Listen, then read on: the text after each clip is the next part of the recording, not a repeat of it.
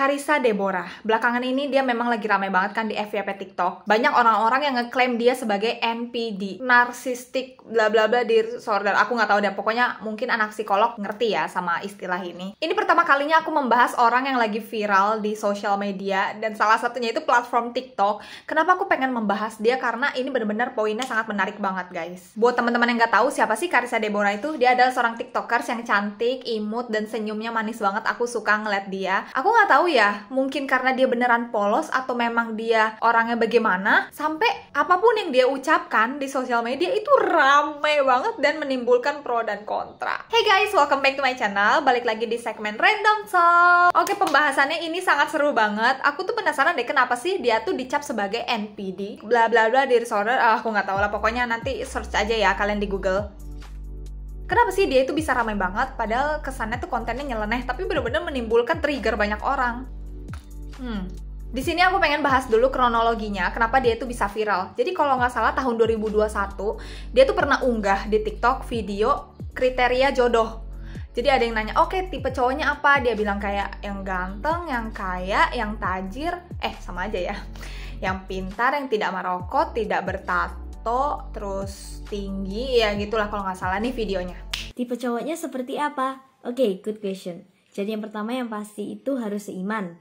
Kedua ganteng, ketiga kaya, keempat sopan, kelima tidak berkata kasar dan tidak bertingkah laku kasar.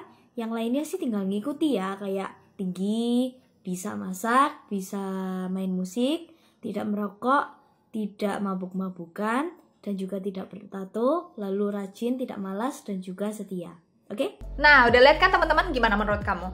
Sebenarnya salah nggak sih kalau Carissa itu membahas kriteria spesifik jodohnya tuh seperti apa? Di sini aku akan membahas dari sisi manifestation. Mungkin judul video ini adalah NPD versus manifestation. Nggak tahu, aku bingung ngasih judulnya. Pokoknya ini ada sangkut pautnya, memang ada ikatannya dengan manifestasi. Jadi buat teman-teman yang practical law of attraction pasti tahu kan, ada beberapa teknik dimana kita itu memanifestasikan sesuatu, atau bahasa Indonesianya mewujudkan impian dengan feeling, act as if you already have desire. Jadi seolah-olah kamu tuh sudah mendapatkan impian. Impian itu ada di depan mata kamu, sudah kamu rasakan, sudah kamu genggam, padahal realitanya belum. Sebenarnya itu adalah manifestasi. Nah, yang dilakukan si Carissa ini salah nggak? Nggak salah. Kita semua manusia tuh punya hak kok untuk mempunyai kriteria spesifik jodohnya tuh seperti apa. Yang dilakukan si Carissa ini, dia melakukan afirmasi positif, diucap. Ingat, kata-kata adalah doa yang sering banget kita dengar. Terus buat teman-teman juga yang belum ngerti, aku adalah prasangka hambaku. Nah, seperti itu konsep manifestasi. Cuma kan manifestasi ini bahasanya luas ya, tentang hukum alam semesta. Jadi buat orang-orang yang mungkin gak punya agama, kayak orang-orang bule ya, orang-orang ateis, mereka melakukan ini, mereka berprasangka baik pada semesta. Nah, kalau di kita kan punya agama, ya kita berprasangka baik sama Tuhan kita. Ketika kamu merasa gak layak mendapatkan itu, bagaimana Tuhan memberikan itu semua? Jadi, walaupun si Carissa ini dicap sebagai kayak paling cantik, paling kaya, merasa dirinya itu layak mendapatkan itu nggak salah teman-teman. Cuma, salahnya si Carissa adalah dia ngomong di depan publik. Tahu kan teman-teman, dunia sosial media itu kejam. Apapun yang kamu posting di sosial media itu udah jadi konsumsi publik. Kamu nggak bisa ada kendali untuk nggak boleh ada orang yang hate comment, nggak bisa kan? Itu sudah di luar kendali kita. Tanggung jawab kita itu di konten yang kamu buat gitu loh. Mungkin ini pembelajaran untuk Carissa sendiri ya. Jadi apapun yang kamu ucap, apapun yang kamu unggah di sosial media, itu udah milik publik. Jadi kamu tuh nggak bisa kayak ngebales semua komentar. Aku tuh sering banget tuh ngeliat dia ngebales komentar, dia nge-stitch, dia juga ngebales orang-orang dalam bentuk video lagi, dia bikin video baru untuk ngebales orang-orang yang stitch video dia. Apapun yang udah diunggah di dalam sosial media, itu kan konsumsi publik. Ada orang yang negatif, ada yang positif. Ada hate comment, ada yang support. Ini buat teman-teman juga kita harus belajar ya.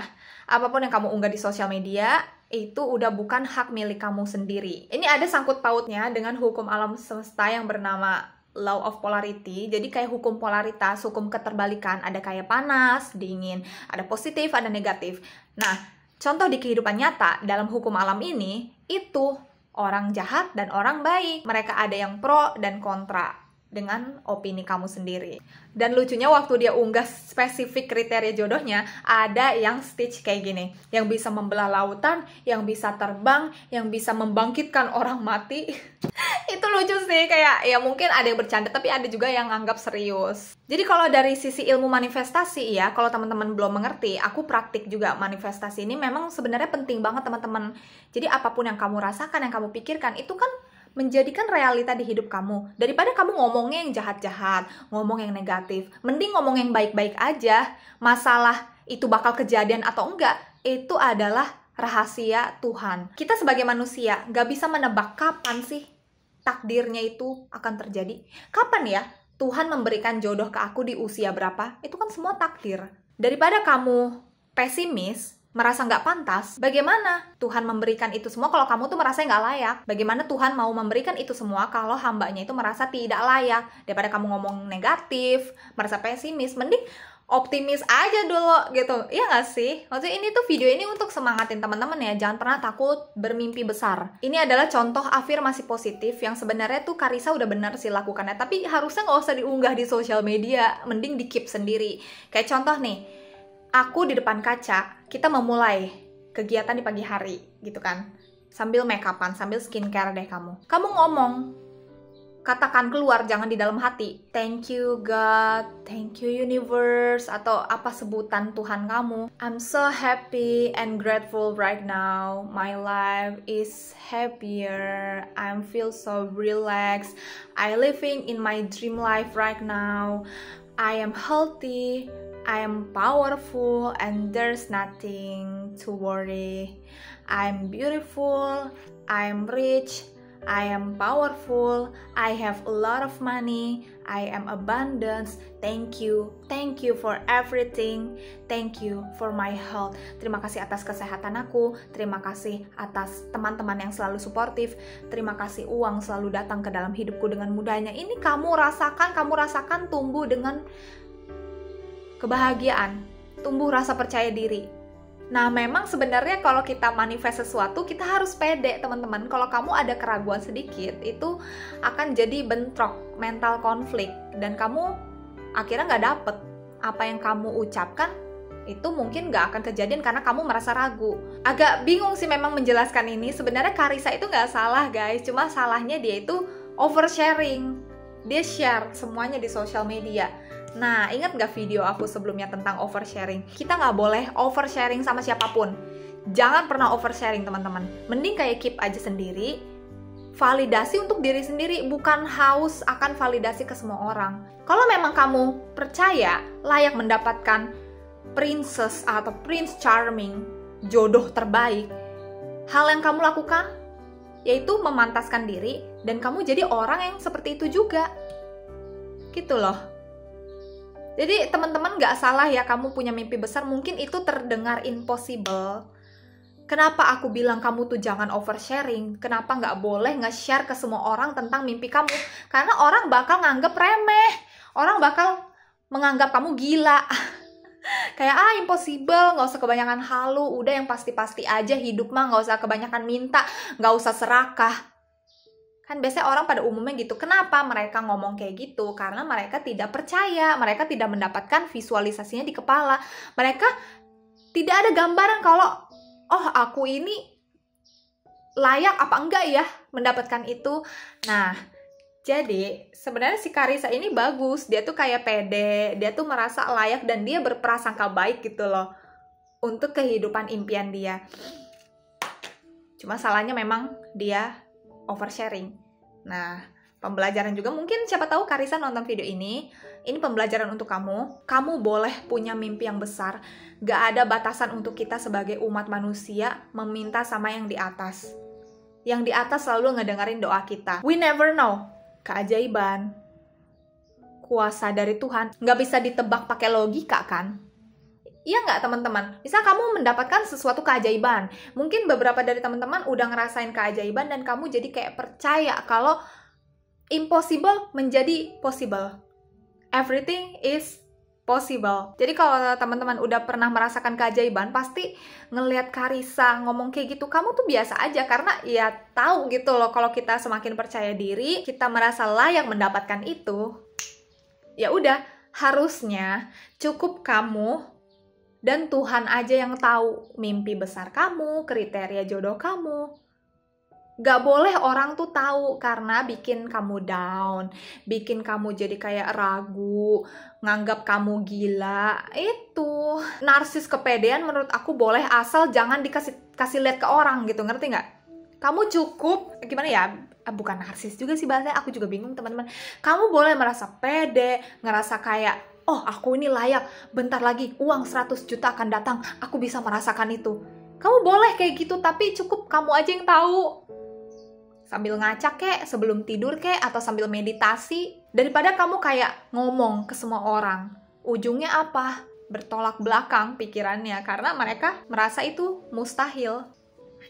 Mungkin kamu ya baru ngedengar ilmu manifestasi dari aku, pasti ngerasa kayak, itu bukannya menipu diri sendiri ya. Kamu merasa kayak membohongi diri sendiri. Memang awalnya kamu pasti merasa awkward, canggung, kayak orang gila gitu loh. Tapi sebenarnya kalau kamu sudah menghapus keraguan, limiting belief ya bahasanya kalau kata-kata Yasnani, kamu menghapus itu semua keraguan dan kamu harus percaya, yakin kalau kamu tuh akan dapetin itu. Kamu pasti merasa akan ini tuh beneran kejadian, beneran udah ada di depan mata kamu. Kamu gak akan merasa kalau ini tuh lagi menipu diri sendiri. Oke, kisah nyata dari pengalaman aku sendiri ya. Aku belum pernah membahas ini ke siapapun, tapi ini untuk menginspirasi teman-teman aja ya. Jadi Karissa itu kan bilang kalau di spesifik jodohnya tuh dia nyebut ya, kalau aku tulis. Bener-bener spesifik dia orangnya bagaimana, hobinya apa, orang mana, agamanya apa, pekerjaannya apa. Bener-bener spesifik aku tulis. Tingginya berapa senti, dia kulitnya warna apa, wajahnya seperti apa, agamanya apa, misi hidupnya seperti apa, lifestyle-nya bagaimana. Itu kamu harus bener-bener clear spesifik. Gak apa-apa kok. Nulis itu nggak dosa, teman-teman. Nulis itu nggak ada kayak, oh, aku bakal jahat gak ya, banyak minta sama Tuhan. Enggak. Nih ya, abis aku nulis itu, tahun 2021, aku sempat nulis itu. Tahun lalu aku ketemu orang yang sama persis dengan apa yang aku tulis. Yang nggak 100% juga sih, memang manusia itu nggak ada yang sempurna ya, teman-teman. 85% atau 90% karakter dia, wajah dia, pengetahuan dia sama persis dengan apa yang aku tulis. Ya udah, aku nggak mau terlalu mikirin, nggak mau terlalu berharap banget kalau maksakan Tuhan dia harus jadi jodoh aku, nggak. Ya tapi bener gitu loh kejadian guys. Aku memantaskan diri, aku berusaha memperbaiki diri menjadi orang sosok yang aku tulis. Pokoknya someday kalau misalkan aku sudah menemukan jodoh aku dan dia sama persis dengan kriteria apa yang aku tulis, aku akan share ke teman-teman bahwa this is real. Gak ada yang mustahil kalau kamu itu percaya. Kamu berharga loh. Kamu berharga, teman-teman. Kamu layak mendapatkan apa yang kamu mau. Gak ada batasan. Kalau orang bilang kamu halu, ya udah, itu halu buat dia. Tapi tidak buat kamu. So, pesan dari aku untuk Karissa sekali lagi, don't oversharing. Kamu boleh punya mimpi yang besar. Kamu boleh pede dengan apa yang kamu mau. Asal harus bisa memantaskan diri, belajar dari kesalahan. It's okay, karena mungkin kamu masih di bawah umur 20 tahun, belum mengerti betapa kerasnya hidup ini. Maybe aku sebagai orang yang 20 tahun ke atas, ngasih tahu pesan ini buat Karissa kalau hidup itu ada naik turunnya. Bagaimana seseorang ini bisa next level ya, bisa bangkit kalau dia belum kena ujian. Mungkin kamu memang kayak di keluarga yang happy, keluarga kamu sangat harmonis. I really happy. I'm happy for you. Aku senang ngeliat keluarga kamu harmonis, kamu benar-benar akur banget sama mama, sama papa, deket gitu ya. Kamu di rumah yang sangat cantik. Tapi hidup ini penuh dengan ujian. Mungkin kamu akan mengerti kata-kata aku one day, beberapa tahun kemudian. Dan buat teman-teman yang udah nyimak video ini, pasti kamu mengerti betapa kerasnya hidup ini dan bagaimana caranya kita sebagai manusia menghadapi ujian-ujian yang ada. Jadi serius banget, oh my god. Jadi begitu pembahasan tentang yang lagi viral di TikTok ya, si Karissa Deborah. Thank you so much for watching, teman-teman. Follow Instagram, TikTok aku, dan follow Bigo live aku. See you on my next video. Don't forget to like, comment, and subscribe. Bye-bye!